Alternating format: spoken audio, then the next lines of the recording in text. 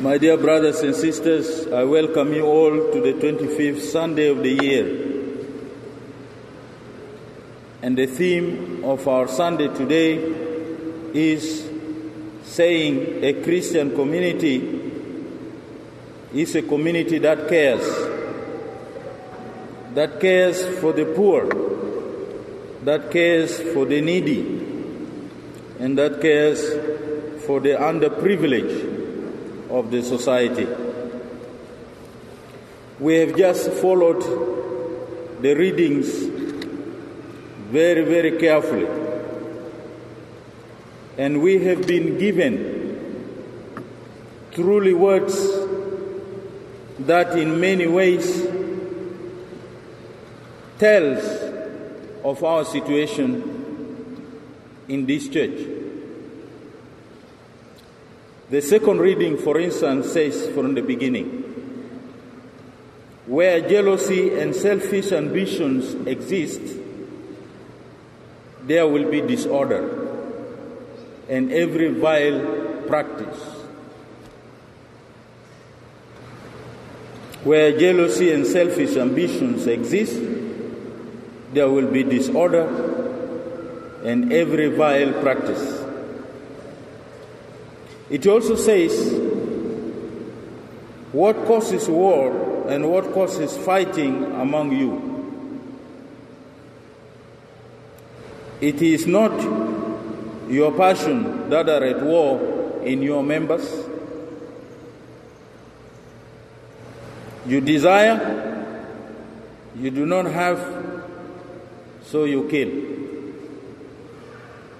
You covet and cannot obtain, you fight and you wage war. And it says you do not have because you do not ask. And if you ask, you do not receive, it's because you ask wrongly to spend it wrongly on your passion. I think this is a very serious, strong message to us. My dear brothers and sisters, our world today is fully focused on materialism and populist mentality. People seeking advancement of resources more than humanity. If you follow our political leaders from the United States to South Sudan, and from South Sudan to every part of Africa and the world in Europe, it is all about advancement of resources, not humanity.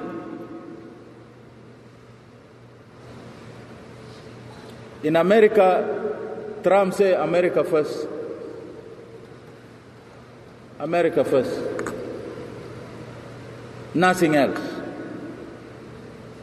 Here in South Sudan, oil first. Petrol. Oil. Nothing more. You are refugees. You are in the UN camps. You are staying under the trees. You are in the markets, street boys and girls. Oil. The focus is on resources, not on humanity. The whole world, not only here. The focus is on resources, not humanity. I continue to repeat.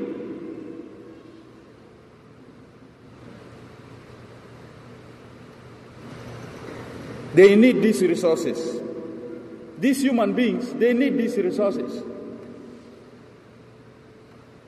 And this type of thinking among us, as the second reading explained, leads to the root causes of war, which you don't want to talk about. The root causes of war. It leads to hatred. And it leads to conflict.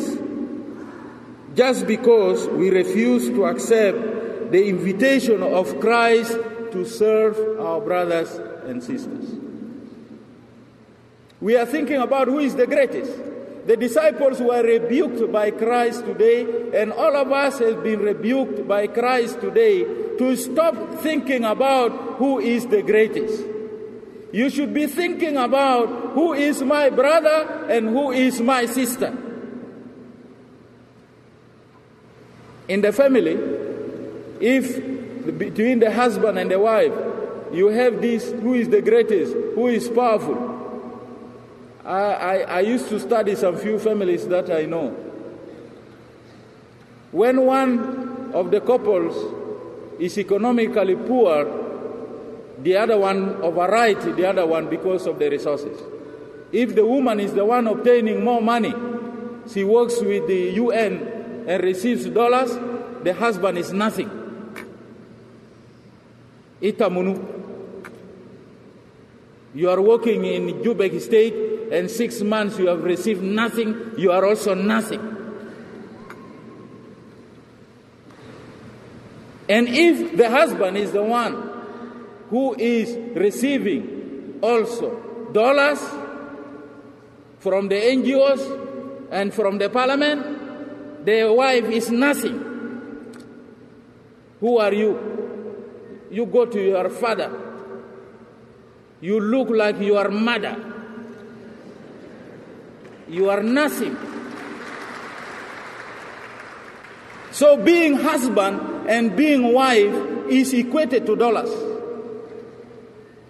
The love of I love you is equated to money. So you can see the thinking of this poor human being who just overnight is overtaken with what is perishable, what is finishing. This is why I say conflict starts there, because you refuse to look into the humanity, into the human beings. You are looking into resources that are perishable. Wars and conflicts or strifes are on the rise in our communities because people and leaders are selfish. They want often to lord it over others instead of rendering them service. You receive dollars, do service. Build a house, buy for your wife beautiful clothes, bring food to the house, let the children have nice beds to sleep on, let them have enough food, let them go to the best schools, let them ride on best vehicles, let them enjoy in best restaurants, rather than fighting. I heard one of the African leaders today saying, I am not your servant. I am a revolutionarist with my objectives to serve not you, but serving my ambitions and my philosophy. He is telling the citizens of his country, one of the African leaders, you find out. Such leaders and people, when they pray, they make this their own passion, their objective of their prayers, asking God to satisfy their selfish desires. They pray for wealth. They pray for children who should be better than other children. They pray for houses better than the houses of their neighbors. They pray for having vehicles that does not get punctured, they don't get spoiled. They cannot be taken to the garage like any other vehicle. They pray for food and so on. They forget that they are people.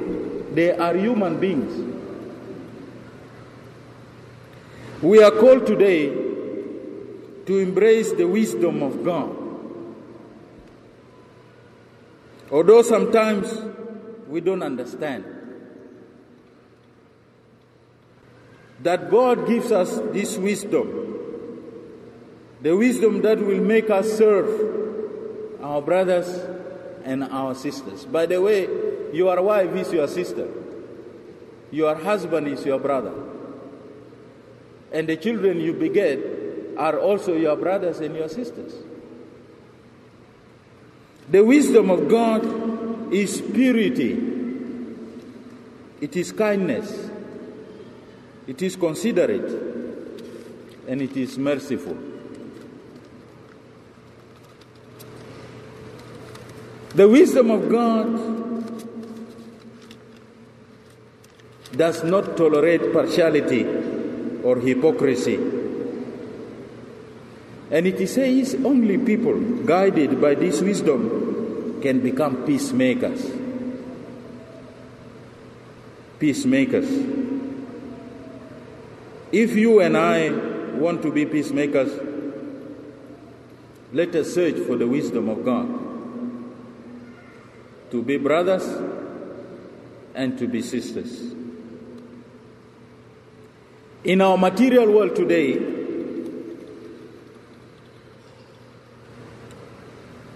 very many honest people and upright people suffer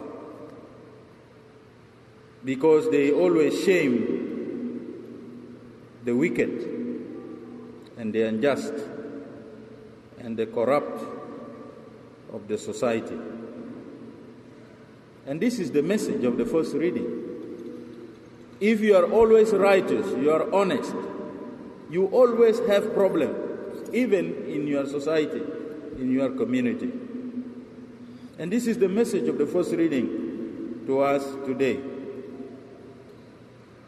indicating to us that Jesus was persecuted by his brothers and his sisters because he was upright, because his life was exemplary, because he denounced injustices, because he proclaimed a message that disturbs those who use their political and religious powers to oppress people. You see there? Jesus died on the cross because his life was a contradiction. When you say, my brothers, my sisters, what you are doing to your own people is not right, they say no. It is right. We have the right to kill. These are our enemies. Persecution of the upright is normal. It's normal. Everywhere. The injustices going on among us can only be denounced by upright people among us. Of course, not without persecution. If you say what is going on among us is not good, you suffer. We are aware about it. So you who labor are not paid. Those who don't labor are paid highly. Muskida? You who labor, you are not paid. And those who labor, they are not paid. And those who don't labor, they are paid highly. Can you see this contradiction? And nobody can say anything about it. When you talk about it, they say, no, you are talking politics, ya akhi. So what do you say? This affects. This is what is going on in our families. This is what I just said. When your wife does not produce as much as you do, you treat her badly. When your husband does not produce as much as you do, you treat him badly. The gospel tells us if we want to follow Jesus as disciples, we must become like little children and consider yourself a slave of all. A slave of your family, a slave of the society, a slave of your country, and a slave of your church. If you are serving your wife, you are serving your husband, you are serving your family, you are serving your children, you should behave like a child, ready to give, ready to offer, ready to share. This is the service that we take to the society. As children, many of you like me, we grew up loving to see people around us, always happy to see our siblings, our cousins, our uncles. I remember when I go to visit around, children run to me, uncle, uncle, uncle.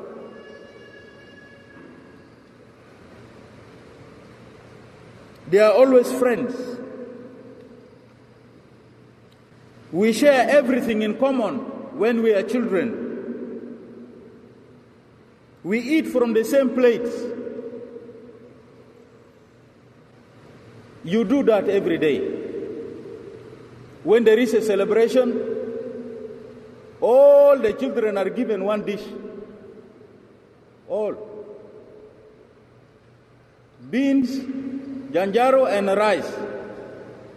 And all of them will be collected to go to eat there in that one pot.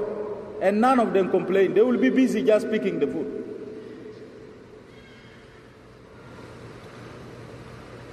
They share the same cups. This one drink, another one drink. They don't portion each other. They even take shower together. They bath together in the same basin. The child of a neighbor and the child of the other neighbor, they just take shower together. They sleep on the same mat, on the same bed. This one sleep this way, another one sleep that way. They just sleep.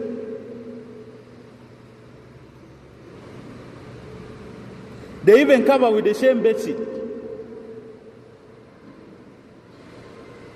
At night, they accompany each other to the toilet without getting ashamed. This one is squatting here, another one is squatting here, and they are talking. They are sharing life. They are not ashamed. Everywhere they accompany each other, as I say, without shame. So we enjoy the successes of children as they do things. They enjoy the successes of their kin, their age mate. They celebrate. They are not jealous. They cry together, even for the sins they did not commit. Very sad. As we grew and as we grow up, we begin to grow apart. We begin to build fences over once unfenced houses to imprison ourselves. We are thinking we are shutting others out. If you see some fences, when I move around in town, the highest fence in Juba is the one of Juba Central Prison.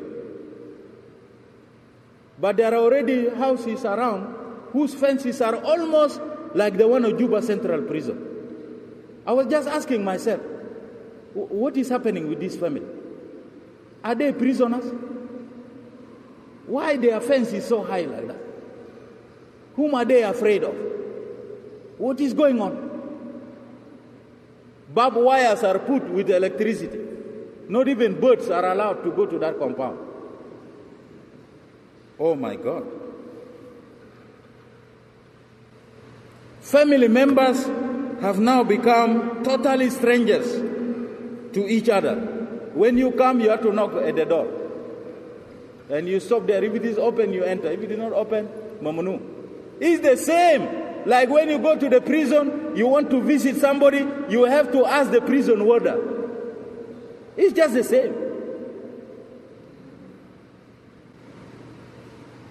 All this, we have become strangers as if we have not grown up together. Muskida, when I converse with many of you, I hear them say, so-and-so was my classmate. We studied together in Rumbek. We studied together in Loka. We studied together in Busere, in Wam. We studied together in Juba Commercial. We studied together in Torit Technical. Who has bewitched us now? Who has bewitched us? We should go back and ask, how have we become adults and less human and less friendly?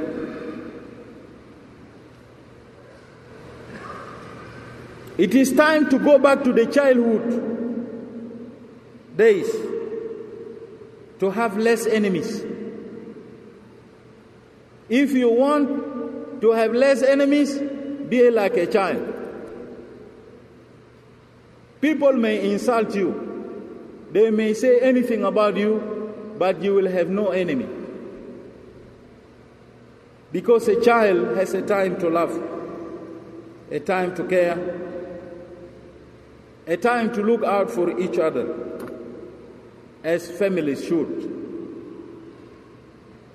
We must wake up to realize that we are stronger together. We are better together,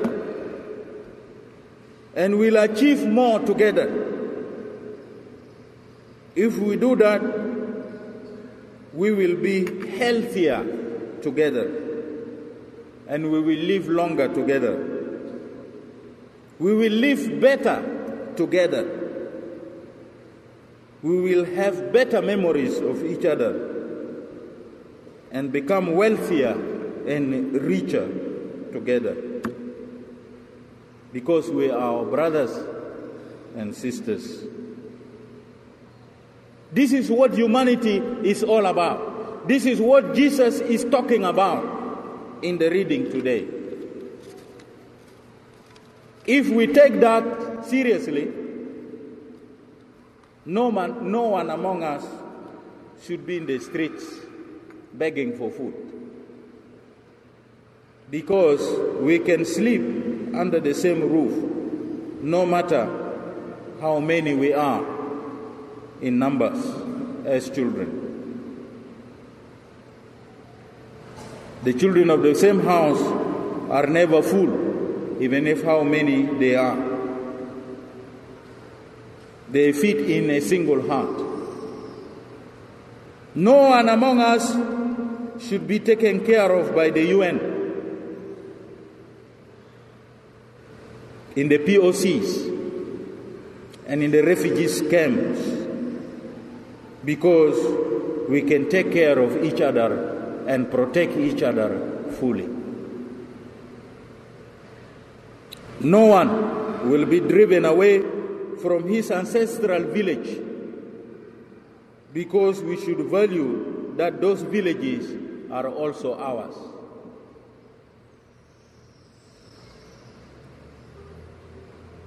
Nobody should be deprived of liberty, because all of us belong to each other. What a smile in our faces that will be as we pass and pause to take photographs in front of our houses, in front of our offices, in front of our churches, without being intimidated. How wonderful will it be if families enjoy the fruits of their labor, dancing and singing praises to God always in peace. Let us be true children of God. Let us be brothers to each other, and let us be sisters to each other. It is too painful to some of us to celebrate when we have people who are going hungry, and they don't deserve for that. They don't. Live about your ambitions. Live about your position. Live about what you do. Think about humanity. Think about humanity, that you are a human being. And your fellow human beings are in this stage. You cannot be comfortable. You cannot say, I'm going ahead like that. You have to stop and say, hey, what am I doing? Where is my brother? Where is my sister? Where are my siblings?